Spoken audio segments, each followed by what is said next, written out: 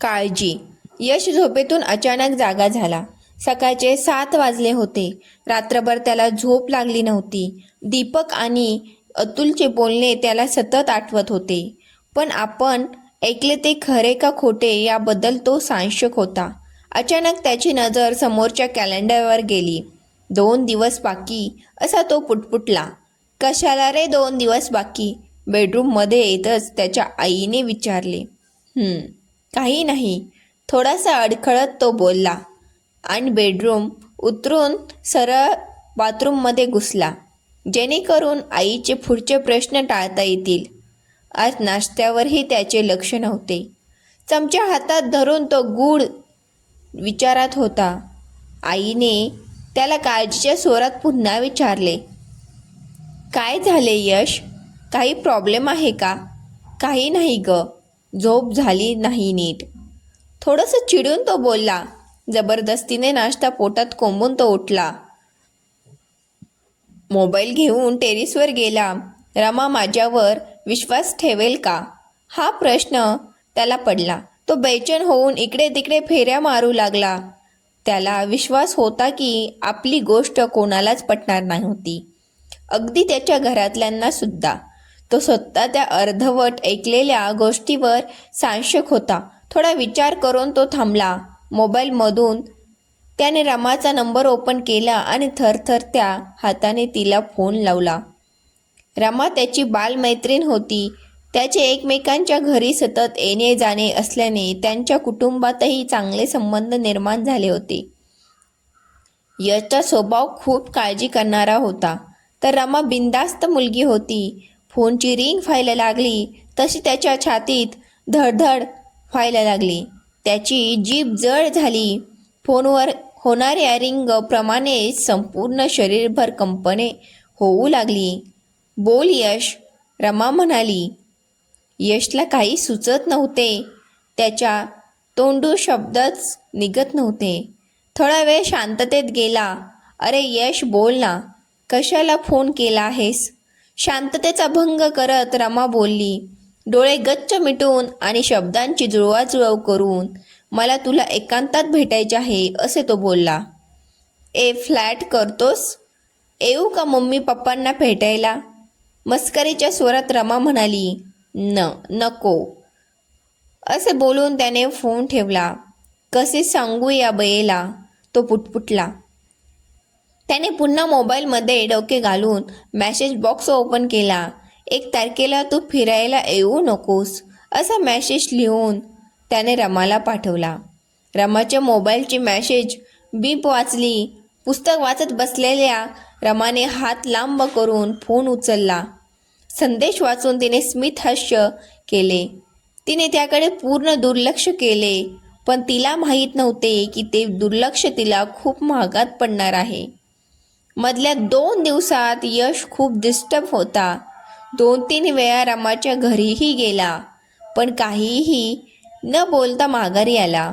रमा त्याच्याकडे पाहून गालातल्या गालात हसायची. आज फिरायला जायचे असल्याने यश सकाळी लवकरच उठला होता. यशच्या घराची बेल वाजली. यशच्या पापांनी दरवाजा उघडला. बाहेर रमा, दीपक आणि अतुल होते. गुड मॉर्निंग काका, तिघे एकदम बोलले. या मुलांनो, स्मित हास्य करतच ते बोलले. दीपक आणि अतुल यशचे कॉलेज मित्र होते. यशमुळे रमाही त्यांच्याशी ओळख झाली होती. दीपक आणि रमाचे पहिल्या भेटीतच प्रेम झाले, मात्र ते व्यक्त व्हायला थोडा वेळ गेला. आता त्यांच्या प्रेमाच्या अंकुराचा वटवृक्ष झाला होता. या चौघांची मैत्री एवढी घट्ट होती की त्यांच्या आसपासचे लोक मैत्रीच्या बाबतीत या 4 जणांचे उदाहरण देऊ लागले होते. सर्वांनी नाश्ता केला आणि लोणावळ्याला जायला बाहेर पडले. दीपकने त्यांची गाडी आणली होती. दीपक आणि रमा पुढे तर यश आणि अतुल मागे बसले होते. गाडी रस्त्याला लागली. गाडीत कोणी कोणाशीच बोलत नव्हते. शेवटी अतुलच शांततेचा भंग करत बोलला. यशा, टापण्या, काय झालंय? बोल ना, एवढं चुपचाप का आहेस? आपण फिरायला निघालोय, तुझ्या सासऱ्याच्या मैत्याला नाही. तू चूप बस. मला तुझ्याशी काही बोलायचे नाही. एकदम चवताळून तो बोलला. अरे मी काय केले? अतुल बोलला. काही केलं नाहीस, पण काय करणार आहेस मला माहीत आहे, आणि मी ते होऊ देणार नाही. यश म्हणाला. दीपक आरशातून अतिशय तुच्छ नजरेने त्याच्याकडे पाहत होता. परवा रात्रीचे तुमचे बोलणे मी ऐकले, असे यश बोलल्यावर मात्र दोघे सावध झाले. अतुलने दीपकला गाडी बाजूला घ्यायची इशारत केली. त्याने निसर्गरम्य पण निर्जन ठिकाणी गाडी बाजूला घेतली. पावसाळा नुकताच संपल्याने निसर्गाने हिरवाईची शाल पांघरली होती. वातावरणात वेगळीच प्रसन्नता होती. थंड वाऱ्याची झुळूक सर्व ताणतणाव विसरायला भाग पाडत होती. वाव, किती सुंदर! रमाच्या तोंडून आपसूक शब्द बाहेर पडले. ती लगेच गाडीचा दरवाजा उघडून खाली उतरली. धावतच पुढे असलेल्या दगडापाशी गेली. थोडा प्रयत्न करून त्या दगडावर चढली. दगडावर चढताना तिने दोन्ही हात पसरून येणाऱ्या वाऱ्याला आपल्या सर्वांगात सामावून घेतले आणि हॅलो असा शब्द मोठ्याने उच्चारला.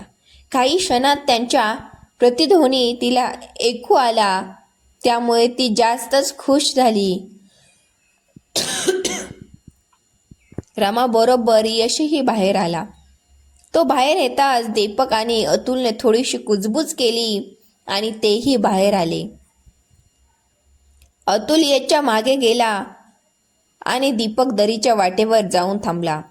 रमा, मला तुझ्याशी बोलायचे आहे, काळजीच्या स्वरात यश बोलला. काय रे यश, नंतर बोलू ना, रमा बोलली. नाही, मला आत्ताच बोलायचे आहे, असे म्हणत यशने तिला खालीच ओढले. रमा संतापली. तिने त्याच्या हाताला झटका दिला आणि दीपकला जाऊन बिलगली. यशला खूप वाईट वाटले हे पाहून. दीपक बेरकीपणे हसू लागला. दोघांऐवजी तिघे मजा करू यार, चिल. पाठीमागून येत अतुल यशच्या कानात पुटपुटला. अतुल असे बोलताच त्याला खूप राग आला. त्याचे सर्वांग गरम झाले. त्याने दीपककडे पाहिले. तो आणि रमा तिथे नव्हते. त्याचा जीव घाबराघुबरा झाला. मागे पाहिले तर अतुलही गायब होता. त्याचे अंग थरथरू लागले. हृदयाची धडधड वाढली. त्याच्या डोळ्यातून अश्रू वाहू लागले. त्याची नजर दरीकडे तिघांचा शोध घेऊ लागली. तेवढ्यात त्याला दरीच्या वाटेवर हालचाल दिसली. ते रमा, दीपक न अतुलच होते. तो दरीच्या वाटेवर आला. इकडे तिकडे पाहत तो काहीतरी शोधू लागला.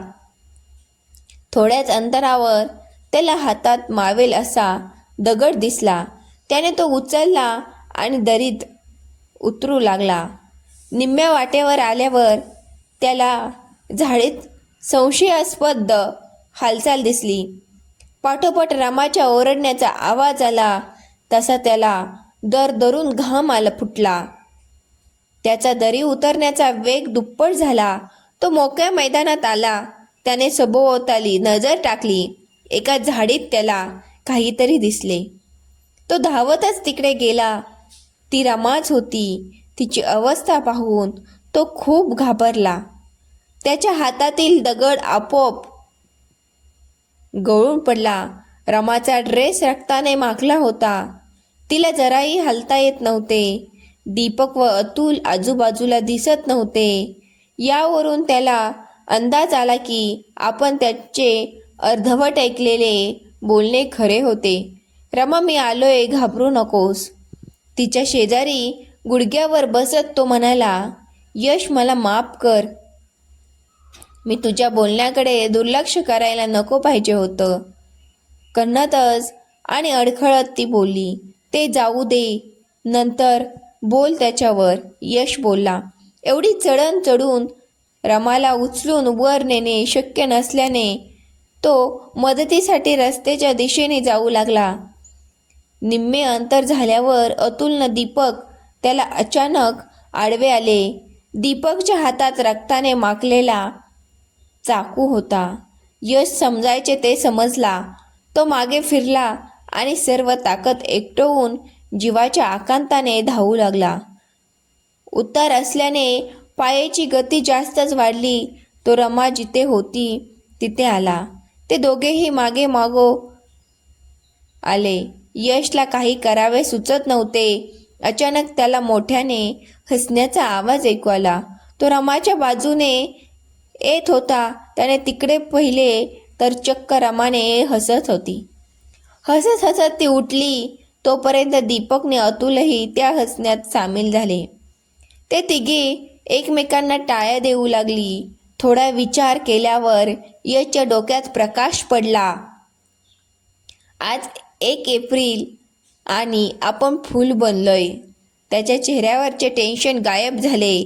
शेजारी पडलेली काठी त्याने उचलली आणि तो तिघांच्या मागे लागला आणि सारा असमंत चौघांच्या आवाजाने व्यापला.